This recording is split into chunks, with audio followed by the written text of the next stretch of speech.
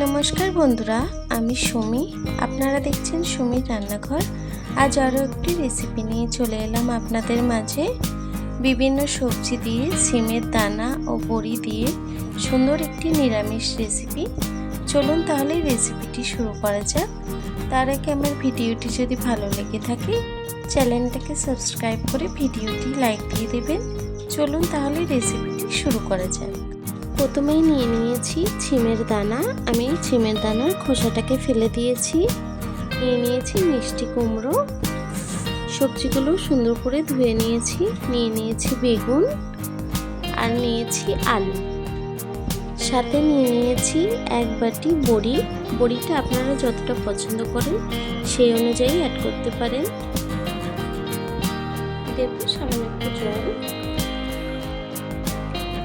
দিয়ে দেবো নুন স্বাদ মতো, দিয়ে দেবো জিরের গুঁড়ো, দিয়ে দেবো লঙ্কার গুঁড়ো, দেবো হলুদ গুঁড়ো,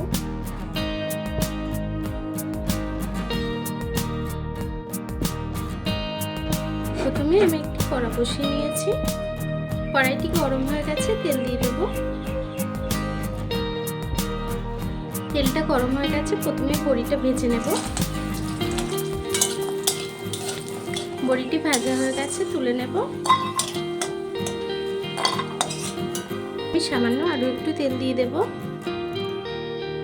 দিয়ে দেবো আলু,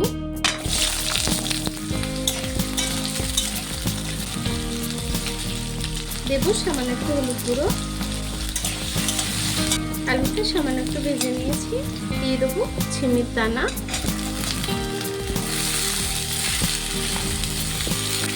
সিমের দানাটাকে একটু ভেজে নেব।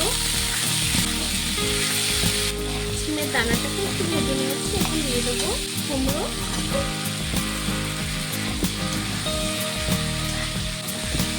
দেবো বেগুন,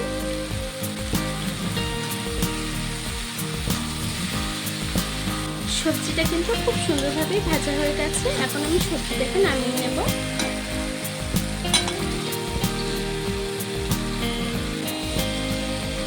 এই কড়ার মধ্যে সামান্য আরও একটু তেল দিয়ে দেব। তেলটি গরম হয়ে গেছে, দিয়ে দেবো দুটো তেজপাতা, একটা শুকনো লঙ্কাকে দু টুকরো করে দিয়ে দিলাম। দেবো পাঁচফোড়ন, 2 চা চামচ পাঁচফোড়ন দিলাম। ফোড়নটাকে একটু ভেজে নেব। দিয়ে দেবো একটা টমেটো কুচি, একটি টমেটো আমি দিয়ে দিলাম। টমেটোটা একটু নরম হয়ে অবধি একটু রান্না করে নেব। টমেটোটি নরম হয়ে এসেছে। এখন যে মশলাটি আমি বানিয়ে রেখেছিলাম মশলাটিকে দিয়ে দেব। মশলাটাকে দিয়েও আমি কিছুক্ষণ রান্না করে নেব, যতক্ষণ মশলা দিয়ে একটু তেল না ছাড়ছে। দেখুন বন্ধুরা, মশলাটি দিয়ে কিন্তু সুন্দর তেল ছেড়ে দিয়েছে। এখন যে সবজিটা ভেজে রেখেছিলাম সবজিটাকে দিয়ে দেব।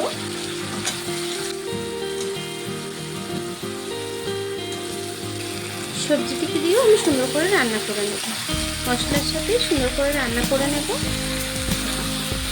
সবজিটি মশলার সঙ্গে সুন্দর করে কষিয়ে নিয়েছি। এখন জল দিয়ে দেব।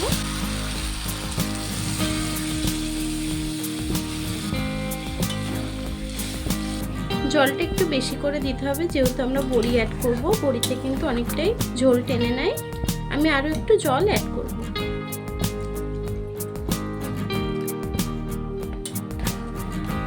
তরকারিটাকে আমি কিছুক্ষণ রান্না করে নেব। তরকারির ঝোলটা ফুটে গেছে, এখন বড়িটাকে অ্যাড করব। বড়িটাকে দিয়ে একটু নেড়ে চেড়ে আমি আরো কিছুক্ষণ রান্না করে নেব।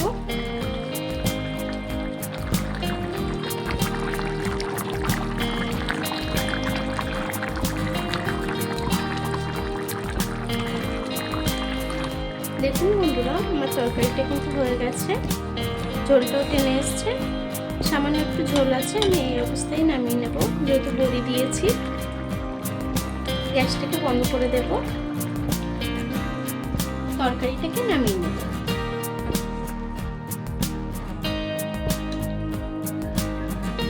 দেখুন বন্ধুরা, আমার তরকারিটি কিন্তু হয়ে গেছে। আমার এই রেসিপিটি আপনাদের কেমন লেগেছে কমেন্ট বক্সে জানাতে ভুলবেন না। ভিডিওটি যদি ভালো লেগে থাকে চ্যানেলটাকে সাবস্ক্রাইব করে ভিডিওটি লাইক দিয়ে দেবেন। আর এতক্ষণ ধরে আমার ভিডিওটি দেখার জন্য আপনাদেরকে অসংখ্য ধন্যবাদ।